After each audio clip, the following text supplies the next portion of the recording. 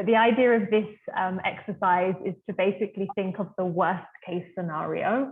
So my scenario that we're going to use today is that we want to engage our members, and we're thinking of an activity to do with our members.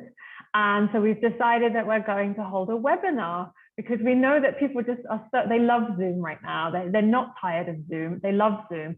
They just can't wait to have another webinar. That's what I think, because I'm organizing it and I've not asked anybody. So what we're going to do together is think of all the things that we can do to make sure that this webinar doesn't happen, or that people don't turn up to it. And the idea of this exercise is to help you think about their perspective, and when you're planning events for engagement. But also, I think it's also a really great way to think. Sometimes you over plan and you can really think, and actually that's probably not going to happen.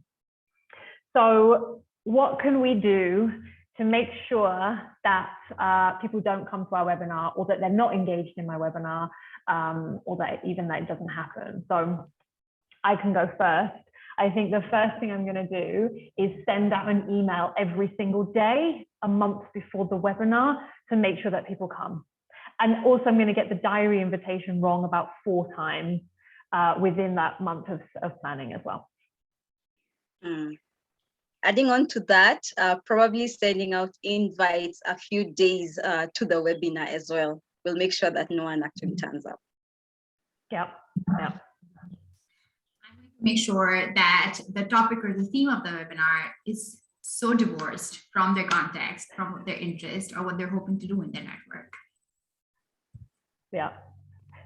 I think I would explain all the reasons why it's good for us, for them to come. It'd be really helpful to us if they came. Yeah. I'm going to make sure, topic is very broad. Yeah, definitely. I'm also going to make sure that during the webinar, it's just slides and me talking in a monotone way, just for like 2 hours. There'll be no discussion, there'll be no break, there'll be no room for interaction.